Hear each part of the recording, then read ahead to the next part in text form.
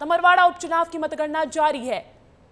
दूसरे राउंड में भी बीजेपी आगे नजर आ रही है और कांग्रेस पिछड़ी हुई है। दूसरे राउंड के बाद बीजेपी प्रत्याशी कमलेश शाह आगे है, 2731 वोटों से आगे चल रहे हैं कमलेश शाह। मैं आपको बता दूं, अमरवाड़ा सीट वो सीट है जहां पर भारतीय जनता पार्टी और कांग्रेस की साख दांव पर है। दोनों ही पार्टियों ने पूरी ताकत झोंकी है। तमाम स्टार प्रचारक भी वहां पहुंचे थे। खुद मुख्यमंत्री ने मोर्चा संभाला भारतीय जनता पार्टी की तरफ से। और अब अमरवाड़ा उपचुनाव के नतीजे का दिन आ गया है। 10 जुलाई को यहां पर मतदान हुआ था। आज का दिन मतगणना का है, आज का दिन नतीजों का है, आज का दिन परिणाम का है। दूसरे राउंड में भी बीजेपी आगे चल रही है, कांग्रेस पिछड़ती हुई नजर आ रही है। मैं आपको बता दूं कि दूसरे राउंड के बाद बीजेपी प्रत्याशी कमलेश शाह आगे चल रहे हैं, 2731 वोटों से आगे चल रहे हैं कमलेश शाह। अगर मैं बात करूं कि यहां से कौन कौन प्रत्याशी है तो देवरावन बिलावी गोंडवाना गणतंत्र पार्टी, धीरन शाह इनवाती कांग्रेस और कमलेश शाह भारतीय जनता पार्टी, ये यहां से प्रत्याशी हैं। दूसरे राउंड में भी भारतीय जनता पार्टी आगे दिख रही है। मैं आपको बता दूं कि बीजेपी कांग्रेस के लिए साख का विषय है, इसीलिए माना जा रहा अहम अमरवाड़ा का चुनाव। गोंडवाना गणतंत्र पार्टी ने त्रिकोणीय बनाया हुआ है मुकाबला। कह रहे हैं कि वोट शेयरिंग यहां पर हो सकती है। कमलनाथ की गढ़ बचाने की कोशिश रही है क्योंकि कमलनाथ का गढ़ माना जाता है। और वहीं जीतू पटवारी ने इस बार अमरवाड़ा उपचुनाव के लिए जोर लगाया और ये चुनाव इसीलिए भी खास हो जाता है क्योंकि इस चुनाव का मोर्चा खुद सीएम डॉक्टर मोहन यादव ने भारतीय जनता पार्टी की तरफ से संभाला है। तो बीजेपी और कांग्रेस के लिए साख का विषय है। और छिंदवाड़ा में जो करारी हार हाथ लगी कांग्रेस पार्टी के, उसके बाद से पूरी ताकत झोंकते हुए नजर आए थे कमलनाथ खुद और साथ ही साथ जीतू पटवारी भी, पीसीसी चीफ जीतू पटवारी भी। कांग्रेस के लिए साख बचाने के लिए ये बहुत अहम हो जाता है अमरवाड़ा का उपचुनाव। तो देखिए, ये कुछ वो वजहें हैं जिसकी वजह से अमरवाड़ा उपचुनाव पर सबकी नजरें टिकी है और हमारी नजरें टिकी है मतगणना पर। दूसरे राउंड में भी बीजेपी आगे है और कांग्रेस पिछड़ती हुई नजर आ रही है। इस खबर पर अधिक जानकारी के लिए रुख करूंगी मेरे सहयोगी सूरज तिवारी का, जो मेरे साथ जुड़ गए हैं। सूरज, अमरवाड़ा उपचुनाव में अभी क्या स्थिति दिखाई दे रही है? देखिए अंजलि, निश्चित तौर पर जिस तरह से अमरवाड़ा उपचुनाव हुआ और उपचुनाव के आज नतीजे आ रहे हैं, जो बीजेपी के जो प्रत्याशी हैं वो लगातार, उनकी अगर बात करें तो पहले और दूसरे राउंड में लगातार बढ़त बनाए हुए हैं कमलेश शाह। वहीं जिस तरह से कांग्रेस की अगर बात करें, क्योंकि यहाँ पर गोंडवाना गणतंत्र पार्टी भी त्रिकोणीय मुकाबला बना कर रखी है। कांग्रेस के जो प्रत्याशी वो दूसरे नंबर पर है, वहीं गोंडवाना गणतंत्र पार्टी के प्रत्याशी जो हैं वो तीसरे नंबर पर। तो कहीं ना कहीं अभी 2 राउंड की जो गिनती है वो हो चुकी है और 20 राउंड पूरी गिनती होनी है। 18 राउंड की भी मतगणना बाकी है। जब 18 राउंड की मतगणना पूरी होगी, कहीं ना कहीं आगे पीछे तमाम प्रत्याशियों को देखा जाएगा, तभी नतीजे साफ हो पाएंगे। लेकिन शुरुआती दौर पे जो रुझान आ रहे हैं उसमें कहीं ना कहीं बीजेपी के लिए अच्छी बात है। बीजेपी के जो प्रत्याशी कमलेश प्रताप शाह वो लगभग 3200 वोट से अब आगे चल रहे हैं अंजलि। बिल्कुल। और कब तक जो तस्वीर है वो साफ हो जाएगी? कब तक तस्वीर साफ हो जाएगी अमरवाड़ा उपचुनाव की, सूरज? देखिए, निश्चित तौर पर जिस तरह से अभी तक में 2 राउंड की गिनती हो चुकी है, तो कहीं ना कहीं 12 बजे तक जो तस्वीर है वो साफ होती हुई नजर आएगी। नतीजे बिल्कुल। सूरज, आपको रोकना चाहूंगी क्योंकि ग्राउंड की रिपोर्ट देने के लिए मेरे साथ जुड़ गए हैं मेरे सहयोगी मुकेश तिवारी। सीधा उनका रुख करूंगी। मुकेश, क्या कुछ जानकारी मिल रही है अभी तक के नतीजों पर? हाँ अंजलि, मैं आपको बताना चाहूंगा कि 2 राउंड की जो गिनती हो चुकी है उसमें 3280 के वो अधिक वोटों से भाजपा के जो प्रत्याशी है कमलेश प्रताप शाह वो आगे चल रहे हैं। कांग्रेस यहाँ से पिछड़ती नजर आ रही है। अभी 20 राउंड होने बाकी है। तो ऐसे में देखना यह होगा कि क्या कांग्रेस बढ़त बना पाती है या फिर भाजपा आगे ही निकलती जाएगी। जी बिल्कुल। शुरुआती 2 राउंड्स में तो कांग्रेस पार्टी पिछड़ती हुई नजर आ रही है। ऐसे में नजरें टिकी हुई है क्योंकि कांग्रेस के लिए ये चुनाव बेहद खास हो जाता है। बहुत बहुत शुक्रिया आपका मुकेश। और इसी के साथ बढ़ते हैं अगली बड़ी खबर की ओर। देखिए, भोपाल में भारत नागरिक सुरक्षा संहिता 23 का पहला आदेश जारी कर दिया गया है। एयरपोर्ट, लालघाटी, करोंद चौराहे तक नहीं उड़ेगा ड्रोन। साथ ही साथ लेजर बीम लाइट पर भी प्रतिबंध लगा दिया गया है। हवाई पटाखे भी नहीं फोड़े जा सकेंगे। आदेश के उल्लंघन पर कार्रवाई की जाएगी। तो बीएनएसएस का जो ये कानून है ये यहाँ पर आदेश पहला दे दिया है, भोपाल में इसको जारी कर दिया है। मैं आपको बता दूं इसके तहत क्या कुछ खास बातें आती है। एयरपोर्ट, लालघाटी, करोन चौराहे तक नहीं उड़ाया जा सकेगा ड्रोन, लेजर बीम लाइट पर भी रहेगा प्रतिबंध, हवाई पटाखे भी नहीं फोड़े जा सकेंगे और आदेश के उल्लंघन पर कार्रवाई की जाएगी। भोपाल में बीएनएस का पहला आदेश शुक्रवार को जारी हुआ था। इस खबर पर अधिक जानकारी के साथ जुड़ गए हैं मेरे सहयोगी सूरज तिवारी, सीधा उनका रुख करूंगी।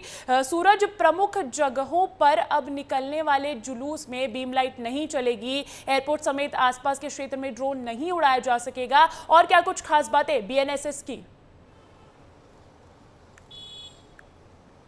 देखिए, जिला प्रशासन का अगर आदेश देखें तो आदेश इसलिए दिया गया है क्योंकि एयरपोर्ट अथॉरिटी ने बाकायदे पत्र लिखा था जिला प्रशासन को, क्योंकि जो पायलट्स होते हैं उन्होंने कंप्लेन किया था कि जो ये लेजर लाइट होती है, हवाई पटाखे होते हैं, उसकी चमक से उनको जब लैंडिंग होती है एयरपोर्ट की तो कहीं ना कहीं दिक्कत होती है। उसके बाद एयरपोर्ट अथॉरिटी ने जिला प्रशासन को पत्र लिखा था और उसी पत्र को देखते हुए कहीं ना कहीं आदेश जारी किया गया है। अब अगर लाल घाटी की बात करें, लाल घाटी, बैरागढ़, संत हृदयाराम नगर, इनके आसपास इलाके जो हैं, करौंद साइड की अगर बात करें, करौंद और लाल घाटी की जो पूरा एरिया है ये एयरपोर्ट के एरिया में आता है। ऐसे में इधर अगर आप हवाई पटाखे हैं, लेजर लाइट है, लेजर बीम है या फिर ड्रोन उड़ाते हैं तो सख्त कार्रवाई की जाएगी। चाहे शादी समारोह या कोई खास समारोह भी है, तब भी इनको आदेश ड्रोन वगैरह उड़ाने के नहीं दिया जा सकता। तो जिला प्रशासन ने आदेश जारी कर दिया है और वो आदेश आज से ही लागू हो गया है। अगर अब ऐसा यहाँ पर कोई करता हुआ नजर आता है तो कहीं ना कहीं कार्रवाई करने की बात कही जा रही है। अंजलि और जी बिल्कुल, और इससे पहले धारा 144 के तहत ये आदेश जारी किए जाते थे और अब बीएनएसएस के तहत आदेश जारी किए हैं। बहुत बहुत शुक्रिया सूरज तमाम जानकारी के लिए। देखिए, छत्तीसगढ़ का पूरा मंत्रिमंडल अयोध्या के लिए रवाना हो गया है। इस दौरान सीएम विष्णुदेव साय ने कहा कि भांचा राम के दर्शन करने हम जा रहे हैं और सीएम ने साथ ही कहा कि इस मौके पर माता शबरी की धरती कहे जाने वाले शिवरी नारायण से बेर फल की टोकरी भी उपहार के रूप में लेकर जा रहे हैं। विष्णु भोग में चावल, कोसा वस्त्र, कारी लड्डू, अनरसा और सीताफल के साथ बाकी सामग्री भी रामलला को भेंट करेंगे। के लिए उनसे प्रार्थना करेंगे, उनसे निवेदन करेंगे। शिवरी नारायण के बेर और बाकी उपहार भी लेके जा रहे हैं। हाँ, बेर तो फेमस है। भगवान राम अपने वनवास काल में माता शबरी के जूठे बेर खाए थे, तो आज प्रसाद के रूप में शबरी के बेर भी ले जा रहे हैं, वहाँ का जल भी ले जा रहे हैं, महुआ का फल भी ले जा रहे हैं। साय कैबिनेट रामलला के दर्शन के लिए रवाना हो चुकी है। कुछ देर पहले ही विस्तार न्यूज ने वो तस्वीरें भी दिखाई थी और वो तस्वीरें आप तक पहुंचाई थी कि कैसे सीएम ने खुद कहा था कि बेर लेकर जा रहे हैं। ननिहाल कहा जाता है भगवान श्री राम का और ऐसे में 22 जनवरी में प्राण प्रतिष्ठा के बाद अब साय कैबिनेट की वहां पर दर्शन की बारी है। ऐसे में बेहद उत्साहित नजर आ रहे हैं। बताया जा रहा है कि महर्षि वाल्मीकि इंटरनेशनल एयरपोर्ट अयोध्या में लगभग 11 बजे वो वहां पहुंच जाएंगे। पूरा मंत्रिमंडल जो है छत्तीसगढ़ का वो वहां पहुंचेगा, रामलला के दर्शन किए जाएंगे। साथ ही साथ सीएम विष्णुदेव साय का बयान निकलकर ये सामने आया कि बेर ले जा रहे हैं, माता शबरी के आशीर्वाद से वहां पर बेर ले जा रहे हैं और प्रार्थना भी करेंगे रामलला से। तो मैं आपको बता दूं कि इससे पहले छत्तीसगढ़ सरकार जो है वो तकरीबन कई आस्था स्पेशल ट्रेन्स भी चला सकती है जनता के दर्शन के लिए।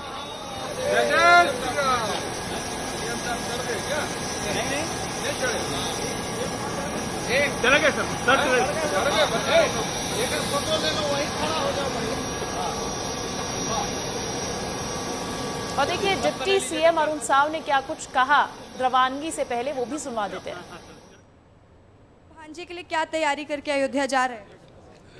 देखिए, रामलला के दर्शन को हम लोग जा रहे हैं और निश्चित रूप से भगवान रामलला से आशीर्वाद लेकर आएंगे। छत्तीसगढ़ की जनता की सुख शांति की कामना कर आएंगे। और सर, कैसा महसूस कर रहे हैं?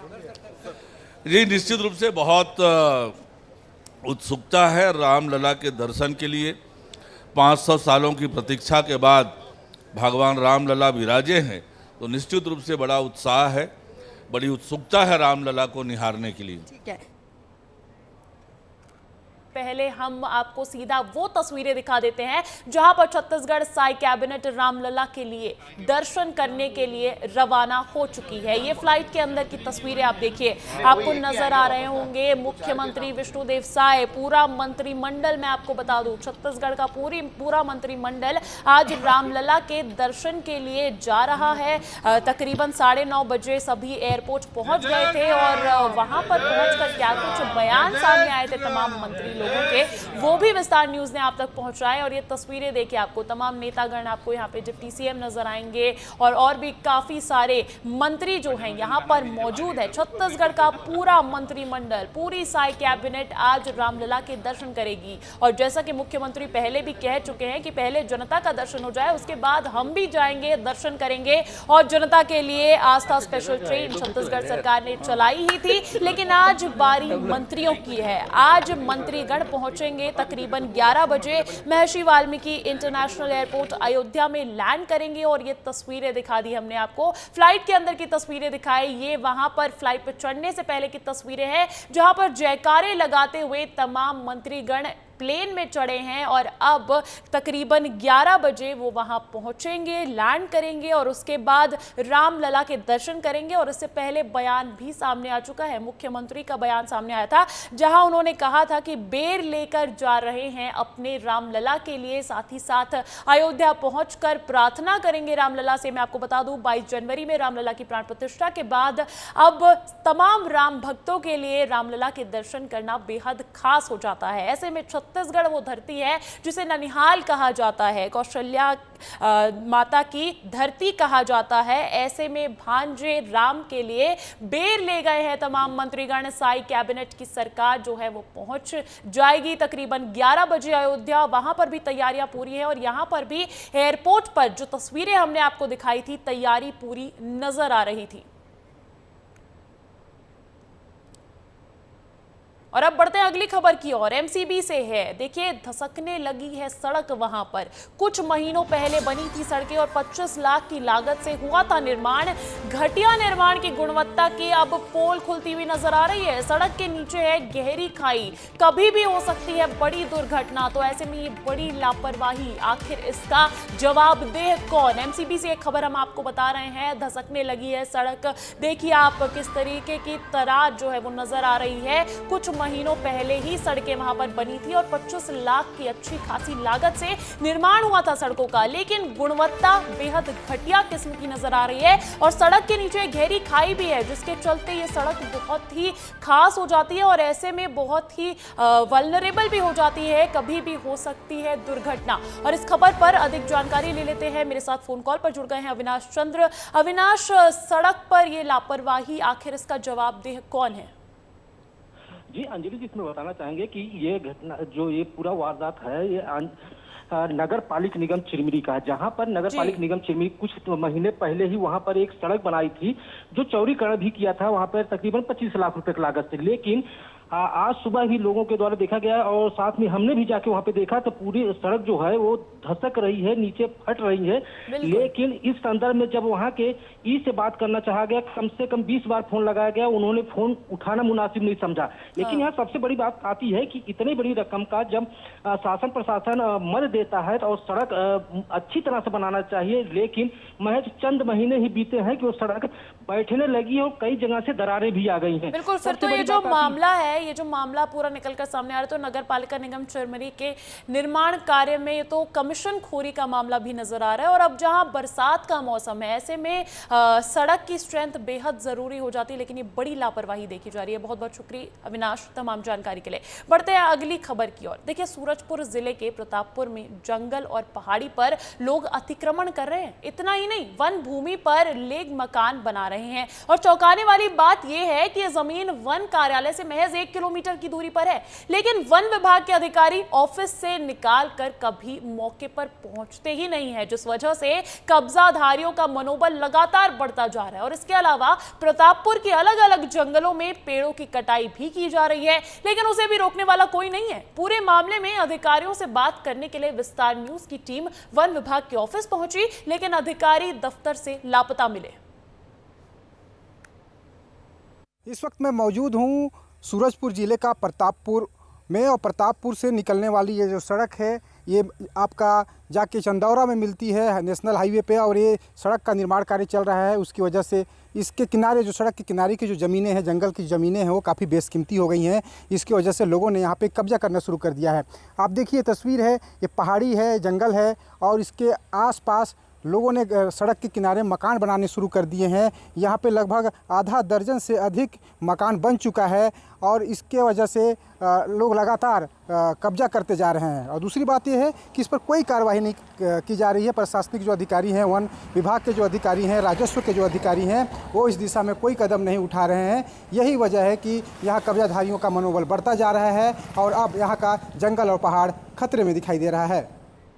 और अगली खबर भोपाल से। भोपाल के मुंशी हुसैन खां तालाब में देर रात एक कार उतर गई। हल्की बारिश के बीच कार सड़क से गुजर रही थी, तभी वो फिसलती हुई तालाब में चली गई। गनीमत रही कि कोई बड़ा हादसा नहीं हुआ। वहीं क्रेन की मदद से कार को बाहर निकाला गया और इसमें बैठा युवक भी सुरक्षित है।